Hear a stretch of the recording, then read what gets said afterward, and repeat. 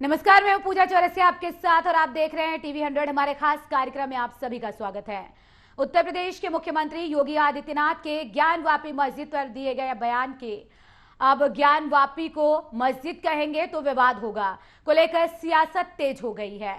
मुख्यमंत्री के इस बयान पर एआईएमआईएम प्रमुख असदुद्दीन ओवैसी ने पलटवार करते हुए कहा, यूपी के सीएम योगी का बस चले तो वे बुलडोजर चलवा दें। वहीं ओवैसी ने सीएम योगी आदित्यनाथ पर सांप्रदायिकता फैलाने का भी आरोप लगाया और कहा, जब कोई धार्मिक जुड़ा हुआ मामला कोर्ट में चल रहा है तो उस पर इस तरह के बयान देना पूरी तरह से असंवैधानिक है। ऐसे में ये बयान पूरी तरह से नफरत पैदा करने वाला है। इतना ही नहीं, समाजवादी पार्टी के अध्यक्ष अखिलेश यादव ने भी योगी आदित्यनाथ के इस बयान पर तंज कसा और ट्वीट कर कहा कि मुख्यमंत्री आवास की दीवारें चिल्ला चिल्ला के कह रही हैं कि हमें गंगा जल से क्यों धुलवाया था। गौरतलब हो कि 2017 में यूपी में बीजेपी की सरकार बनने के बाद सीएम हाउस को गंगा जल से धुलवाया गया था और हवन भी हुआ था। इसे लेकर अखिलेश यादव ने सीएम पर तंज कसा, जबकि देवबंद उलेमा मुफ्ती असद कासमी ने कहा कि ज्ञानवापी मस्जिद है और मस्जिद ही रहेगी। वहीं प्राचीन काल में भाले और तलवार और त्रिशूल से ही लड़ाई लड़ी जाती थी, ये भी कहा गया। उधर इन तमाम विवादों को लेकर बसपा सुप्रीमो मायावती ने इस मामले पर समाजवादी पार्टी और बीजेपी दोनों को ही घेरते हुए इसे विवाद बढ़ाने वाला बयान बताया। उन्होंने कहा कि ज्ञानवापी का मामला अभी कोर्ट में लंबित है और ऐसे में इसे लेकर किसी भी तरह की बयानबाजी करना गलत है और इस मामले पर कोर्ट के फैसले का इंतजार करना चाहिए। उन्होंने कहा, ज्ञानवापी को अगर मस्जिद कहेंगे तो विवाद होगा। दरअसल मुख्यमंत्री की तरफ से यह बयान दिया गया था और उसके बाद से ही तमाम विपक्षी पार्टियां लगातार इसको लेकर हमलावर हैं।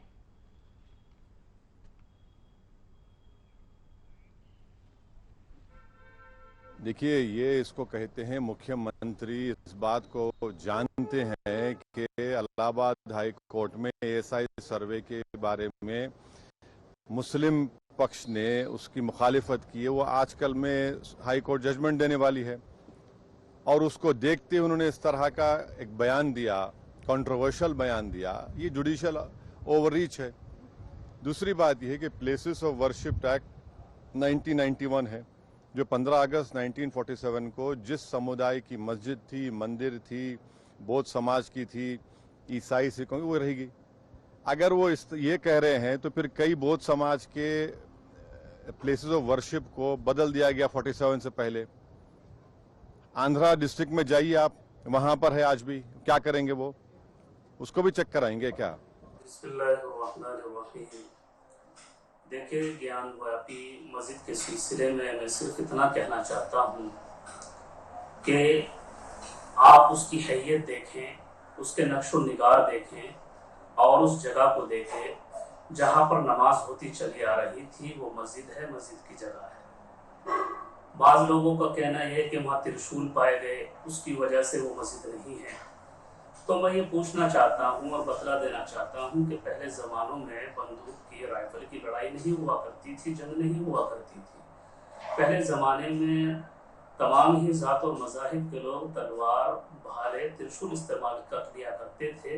इन्हीं की लड़ाई हुआ करती थी कि त्रिशूल किसी एक मजहब के लिए ख़ास नहीं हुआ करता था। तो खाली त्रिशूल मिल जाने से आप उसको मंदिर तस्लीम करते हैं और जो उसकी इमारत चिल्ला चिल्ला कर बतला रही है, उसके नक्शो निगार बतला रहे हैं कि वो मस्जिद है और वहाँ नमाज होती चली आ रही है, उसको आप तस्लीम करने के लिए तैयार नहीं हैं। तो मैं बड़े ही अदब और एहतराम के साथ में गुजारिश करना चाहता हूँ कि इस मुल्क के अमन व अमान को हम सब मिलकर इस मुल्क के अंदर भाईचारे को बढ़ावा दें, प्यार मोहब्बत को बढ़ावा दें, अमन और शांति को बढ़ावा दें और कोई भी या किसी भी चीज़ पर ऐसा विवाद ना हो जिससे मुल्क का माहौल खराब हो। मायावती ने समाजवादी पार्टी और बीएसपी दोनों को नसीहत दी है और इसे विवाद बढ़ाने वाला बयान बताया है। एक तरफ अखिलेश यादव ने पूछा कि मुख्यमंत्री आवास की दीवारें चिल्ला चिल्ला के क्या कह रही हैं कि गंगा जल से क्यों धुलवाया गया, तो दूसरी तरफ बीएसपी ने कहा कि जब मामला कोर्ट में लंबित है, ऐसे में इस पर किसी भी तरह की बयानबाजी ये ठीक नहीं है। तो मुख्यमंत्री योगी आदित्यनाथ के ज्ञानवापी मस्जिद को लेकर दिए गए बयान पर अब सियासत तेज हो गई है।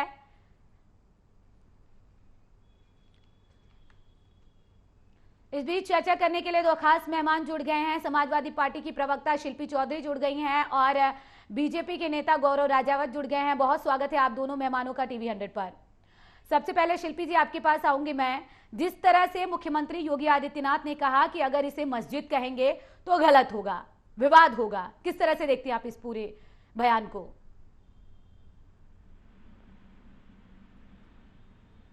पर आती हैं और किसी एक वर्ग विशेष धर्म विशेष के प्रतिनिधि में किस्म की किसी भी बयानबाजी से फिलहाल परहेज करना चाहिए, जबकि कोर्ट में पूरा विवाद। जी, लेकिन शिल्पी जी आपने कहा कि जो है ये पूरा मामला कोर्ट में है। वाकई में बीएसपी की तरफ से भी यही कहा जा रहा है और तमाम लोगों के बीच भी यही बात हो रही है कि आखिर जब पूरा मामला कोर्ट में है तो गौरव राजावत जी, जिस तरह से बयान मुख्यमंत्री की तरफ से दिया गया है, अब समाजवादी पार्टी ये कह रही है कि आप पूछ रहे हैं कि वहां पर त्रिशूल क्या कर रहा है, वो चिल्ला चिल्ला कर क्या कह रहे हैं, वहां पर देव प्रतिमाएं हैं। मुख्यमंत्री की तरफ से जिस तरह से बयान दिया गया, अब समाजवादी पार्टी की तरफ से ये कहा जा रहा है कि गंगा जल से क्यों धुलवाया गया था सीएम आवास को 2017 में जब बीजेपी की सरकार बनी थी, वो चिल्ला चिल्ला कर क्या कह रही हैं? देखिए,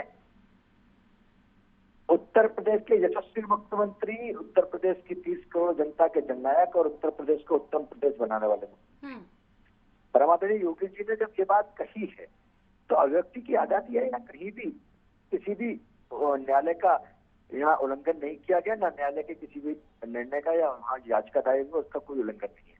अभिव्यक्ति की आजादी में अगर उनसे पूछा गया क्या ज्ञानवापी क्या, तो उन्होंने सही कहा है। क्या त्रिशूल है, वहाँ मूर्तियां हैं, वहाँ पुरातत्व काल से जो नंदी विराजमान है उधर मुख करके, तो वो क्या है?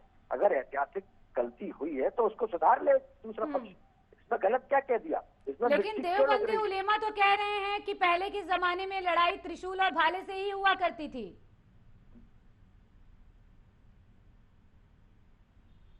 आते हैं, क्या आपको ये पता नहीं है कि यहाँ ऐसे कम से कम ऐसे हजारों असंख्य हिंदू हैं, असंख्य मुस्लिम हैं जो जिनका जबरन धर्म परिवर्तन कराया था, उनकी पूजा पद्धति चेंज हुई है, उनके पूर्वज चेंज नहीं हुए। इंडोनेशिया आज पूरे विश्व में सबसे बड़ा मुस्लिम कंट्री है, लेकिन वो लोग कहते हैं कि वो रामायण के पात्र करते हैं। उनके नोटों पर गणेश जी का फोटो है, वो कहते हैं भाई हमारी पूजा पद्धति चेंज हुई है लेकिन हमारे पूर्वज तो राम ही है। तो इसमें कोई गलत बात नहीं है।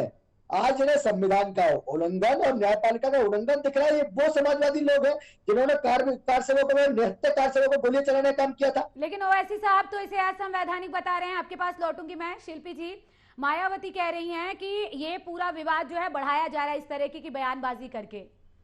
पहले मुख्यमंत्री का बयान आना ज्ञानवापी को लेकर, फिर पूर्व मुख्यमंत्री अखिलेश यादव का बयान आना।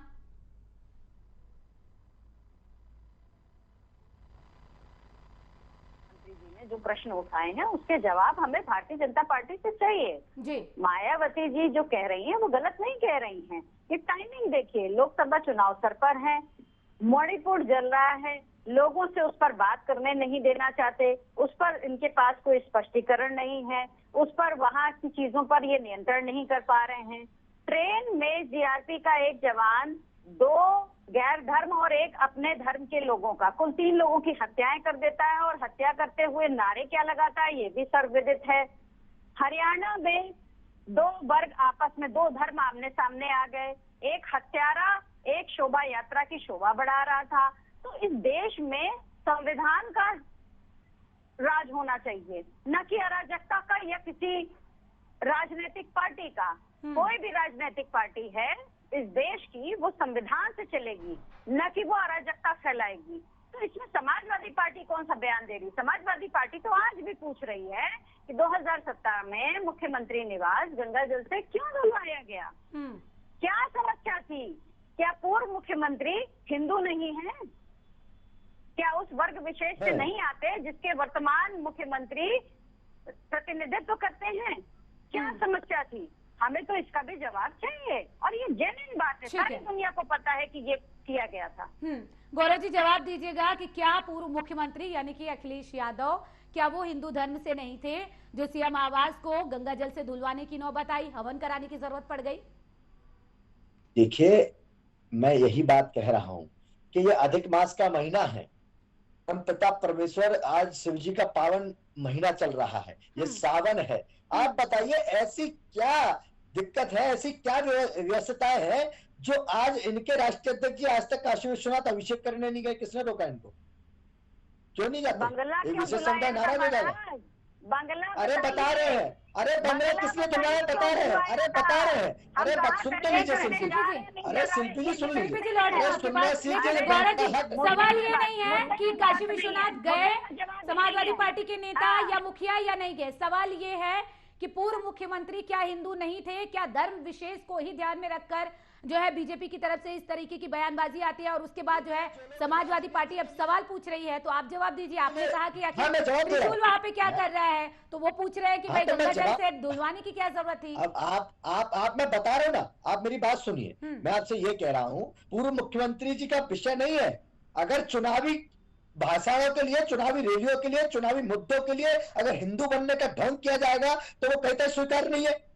अगर जनेऊधारी बन के हम मंदिरों में जाकर दिखाएंगे हम हिंदू हैं, क्या वो हिंदू हो सकते हैं जिन्हें राम मंदिर के भक्तों पर गोलियां चलाई? रोक नहीं सकते महोदय, हम रोक नहीं सकते, हम रोक नहीं सकते, लेकिन हम दमन और शोषण भी नहीं करने देंगे, हम दमन और शोषण भी नहीं करने देंगे आपको। कौन क्या कर रहा है? शिल्पी जी, तो मैंने उनको इस बात पर टोका है कि कौन मंदिर जा रहा है कौन मंदिर नहीं जा रहा है, ये वो तय नहीं करेंगे, ये बीजेपी तय नहीं करेगी, ये पार्टी के नेता तय करेंगे कि उनको कहाँ जाना है, कहाँ नहीं जाना है, किस मंदिर में जाना है, किस मस्जिद में जाना है। सवाल ये नहीं है, देखिए मुद्दे से मत भटकिए, ज्यादा वक्त नहीं है। सवाल ये है कि ज्ञानवापी मस्जिद को लेकर जिस तरह की बयानबाजी हो रही है, आखिर इतनी जल्दबाजी क्यों है? दोनों ही पार्टियों से सवाल है, एक एक करके जवाब लूंगी। पहले गौरव जी जवाब दीजिए कि आखिर जब पूरा मामला अदालत में चल रहा है तो फिर इतनी जल्दबाजी क्यों? तो ज्ञानवापी को लेकर लगातार वाद विवाद जारी है। इस बीच दोनों मेहमान लगातार हमारे साथ बने हुए हैं, शिल्पी जी और गौरव जी, एक बार फिर से आपका स्वागत है ब्रेक के बाद। सवाल यही बन रहा है कि जिस तरीके से ज्ञानवापी के मुद्दे को इस वक्त तूल दी जा रही है, जिस तरह से हवा दी जा रही है, यही समझा जाए कि चुनाव नजदीक है इसलिए इस पर जो है ध्यान दिया जा रहा है, या इस पर इस तरह की बयानबाजी सामने आ रही है? पहले शिल्पी जी आप जवाब दीजिएगा, उसके बाद गौरव जी आपके पास आऊंगे। देखिए, निश्चित रूप से पिछली बार भी एएसआई की टीम की टाइमिंग आप देखिए, सावन का पहला सोमवार था और एएसआई की टीम वहां पर गई थी निरीक्षण करने।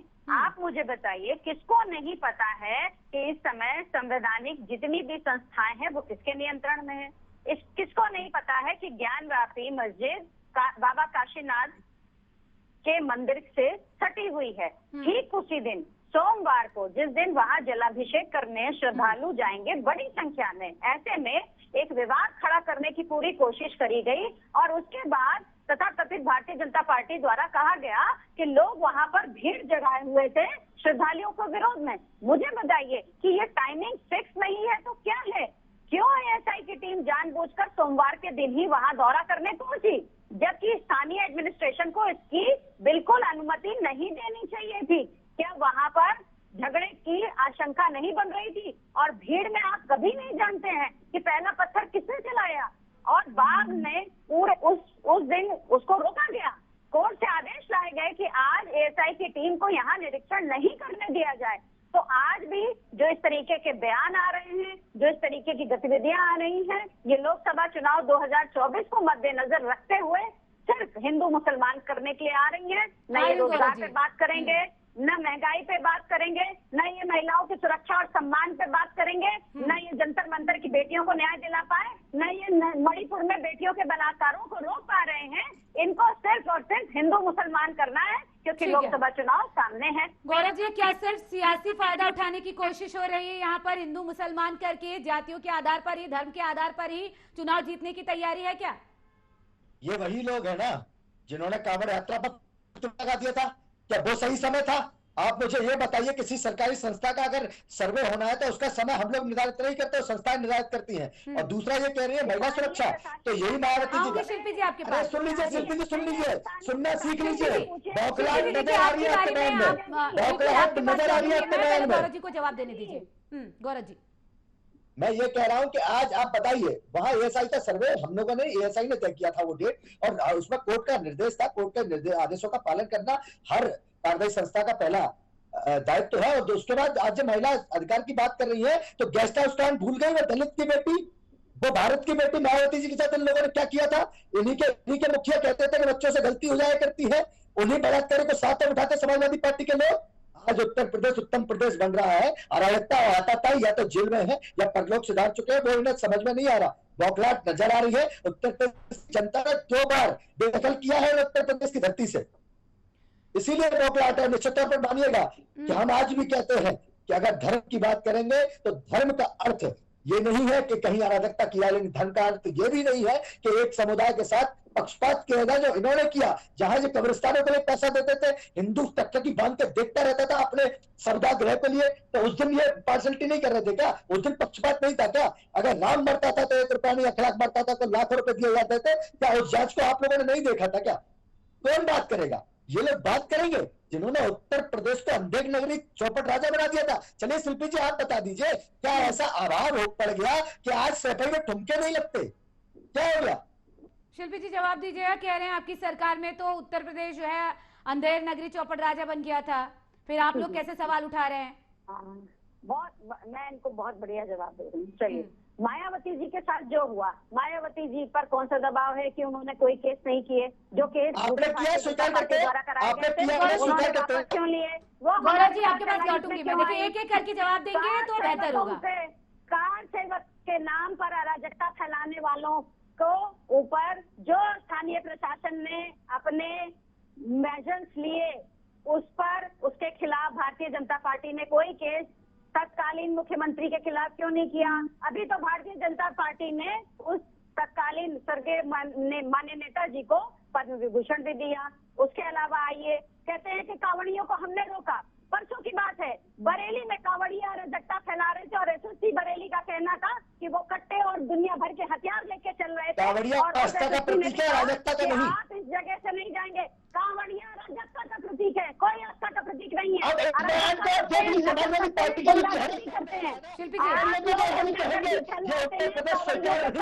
और ये एसएसपी बरेली का ट्रांसफर भी बता दिया। गौरव जी आपके पास आऊंगी मैं और आपका जवाब लूंगी, पूरा इस बयान पे आपका जवाब लूंगी मैं।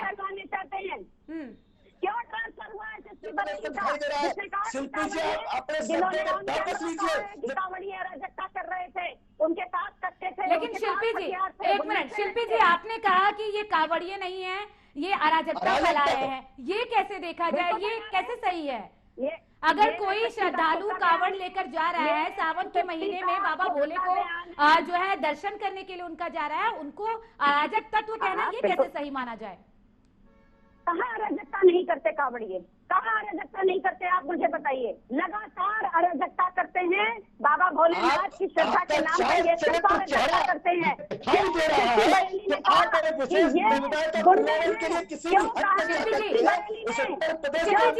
आप तय नहीं करेंगी कांवड़िए क्या है क्या नहीं है, आपने बिल्कुल गलत बयान दिया है। आप इस बात से मैं बिल्कुल कतई सहमत नहीं हूँ। आपने कांवड़ियों को सीधे सीधे गुंडा कह दिया है, इसकी इजाजत नहीं देती मैं। देखिए आपसे बात हो रही है ज्ञानवापी मुद्दे को लेकर, आप ज्ञानवापी मुद्दे पर बात कीजिए। आप कांवड़ियों को जो है आप गुंडा नहीं कह सकती, अराजक तत्व नहीं कह सकती। शिल्पी जी इसकी इजाजत मैं बिल्कुल भी नहीं दूंगी। आप अपने वक्तव्य में पहले माफी मांगिए कि आपने कांवड़ियों को जो बाबा भोले का जो है अभिषेक करने के लिए जाते हैं, कितने कितने किलोमीटर पैदल चलते हैं, नंगे पांव चल के जाते हैं, आप उनको गुंडा और अराजक तत्व नहीं कह सकती। सबसे पहले आप उसके लिए माफी मांगिए। कहा जाएगा, बिल्कुल नहीं माफी मांगूंगी। क्या माफी मांगू? मैं पूरी जिम्मेदारी से बात कह रही हूँ। गुंडागर्दी करते हैं कांवड़िए और पूरा किसी एक अराजक तत्व की वजह से पूरे कांवड़ियों को आप सीधे तौर पर ऐसे नहीं बोल सकती। शिल्पी जी आपको इस बयान के लिए या तो माफी मांगना पड़ेगा, आपने बिल्कुल गलत बयान बोला है, इसके लिए मैं इजाजत बिल्कुल भी नहीं दूंगी। आप मत दीजिए, लोकतंत्र है, मैं भी बोलूंगी। बिल्कुल बोलने का अधिकार सभी को है, लेकिन इसका मतलब ये बिल्कुल नहीं है कि आप किसी एक धर्म समुदाय को लेकर और उन लोगों को लेकर जो भगवान की आस्था रखते हैं, नंगे पांव कितने कितने किलोमीटर पैदल जाते हैं, आप उनको अराजक तत्व कहेंगी, ये बिल्कुल स्वीकार्य नहीं है। TV 100 ये बिल्कुल भी स्वीकार नहीं करेगा। आप अराजक तत्व आप उन्हें नहीं बोल सकते, आप गुंडा उन्हें नहीं बोल सकते। या तो आप माफी मांगे या अभी मैं इस पर कुछ भी बात नहीं कर पाऊंगी। नहीं शिल्पी जी, या तो आप इस पर माफी मांगे, जिम्मेदार आप नेता हैं, एक पार्टी का पक्ष रख रही हैं और आप सीधे कांवड़ियों को गुंडा कह रही हैं, इसको कैसे सही बोला जाए? खुले हुए गुंडे, खुले हुए चुने हुए गुंडे जो गुंडागर्दी करने ही उतरते हैं सड़क पर। ये एक आम राहगीर, एक आम निवासी भी इनसे आतंकित है। क्यों एसएसपी कहने को बाध्य हुआ? क्यों मांगू मैं माफी? मैं इस बात से इनकार नहीं कर रही हूँ कि कहीं कहीं पर उपद्रव की खबरें सामने आई, लेकिन इसका मतलब ये नहीं कि आप पूरे कांवड़ियों को उपद्रवी कहें, उनको गुंडा कहें। ये कैसे सही हो सकता है? गौरव जी लौटूंगी मैं आपके पास। गौरव जी जवाब लेने दीजिए, पहले आऊंगी आपके पास। गौरव राजावत जो भी हैं, मैंने उनको एकदम स्पष्ट जवाब दिया। बरेली एसएसपी ने उन्हीं उपद्रवी कांवड़ियों पर रोक लगाई थी। उसी तरीके से जब जिस जिले में की जरूरत होती है वो रोक भी लगाई जाती है, किसी का भी शासन हो। ये पहली बार नहीं हुआ, बदायूं में लगातार ये स्वीकार नहीं है। आपने बिल्कुल, आपने कांवड़ियों को पूरी तरह से गुंडा कह दिया है। आप उन कांवड़ियों की आस्था पर बिल्कुल सवाल उठा रही हैं। नहीं, ये स्वीकार नहीं है शिल्पी जी, बहुत शुक्रिया आपका। ये स्वीकार बिल्कुल नहीं है कि आप कांवड़ियों को अराजक तत्व कहें, गुंडा कहें। गौरव जी जवाब दीजिएगा। रोजगार दे दीजिए। ये पूरा भारत देख रहा है। टीवी 100 के माध्यम से मैं कह रहा हूं कि समाजवादी पार्टी का जो चाल चरित्र और चेहरा है वो बेनकाब हुआ है आज। और मैं तो धन्यवाद देता हूं आपके चैनल को, जो आपने सत्यता दिखाने का काम किया है। कांवड़ियों को अराजकता कहना, कांवड़ियों को गुंडा कहना, ये नहीं चलेगा उत्तर प्रदेश के अंदर। मैं आपको निश्चित तौर पर बता रहा हूं, ये इनका चाल चरित्र चेहरा ही है जो अपनी राजनीति को चमकाने के लिए, एक विशेष समुदाय का वोट पाने के लिए, उत्तर प्रदेश की धरती को नरक बनाने के लिए ये इनका चेहरा है। लेकिन ध्यान रखिएगा, इस उत्तर प्रदेश के यशस्वी मुख्यमंत्री, उस 30 करोड़ जनता के जननायक हमारे नेता अपराधीनी योगी आदित्यनाथ जी का शासन है। आज सत्ता के शिखर पर माननीय मुख्यमंत्री जी है। और निश्चित तौर पर मानिएगा, किसी भी व्यक्ति का, किसी भी धन का अपमान इस उत्तर प्रदेश में नहीं चलेगा। जैसे सुनिए शिल्पी जी, अगर आप कांवड़ियों को गुंडा कहेंगी तो हम लोग सहन नहीं कहेंगे। ये कोई मुद्दा नहीं है। चुनाव को लेकर मस्जिद और जो है धर्म विशेष की बातें करना, जातिवाद, ये हमेशा से होता है। क्या इसी आधार पर आगे भी चुनाव लड़ने की तैयारी है?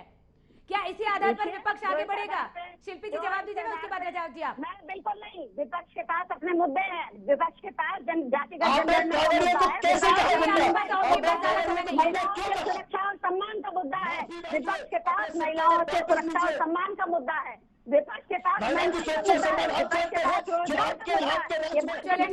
जिसके पास केवल हिंदू मुसलमान का मुद्दा है और कोई मुद्दा नहीं है।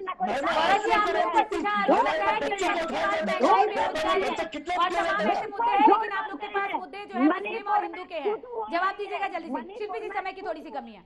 गौरव जी, मैं आज ये कहना चाहता हूं कि ये समाजवादी पार्टी का जो चरित्र है वो आपके सामने मौजूद है। जैसा कि उत्तर प्रदेश की सम्मानित जनता ने इन्हें उत्तर प्रदेश से बेदखल किया, इस पूरे भारत से 2024 के चुनाव में इनका पूरा गठबंधन और ये खुद ये उत्तर प्रदेश में भारत की जनता तय करेगी। जो कांवड़ियों को अराजक बोल रहे हैं, जो कांवड़ियों को गुंडा बोल रहे हैं, ये उत्तर प्रदेश भारत में इन लोगों को बात करने का अधिकार है ही नहीं।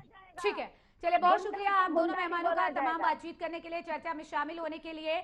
लेकिन सवाल अब भी यही बरकरार है कि आखिर ज्ञानवापी मस्जिद को लेकर सियासी फायदा किसको होने वाला है? क्या लोकसभा चुनाव को लेकर इस पर बयानबाजी तेज हो गई है या वजह कुछ और है? फिलहाल के लिए इस खास कार्यक्रम में सिर्फ इतना ही। बने रहिए टीवी 100 के साथ। नमस्कार।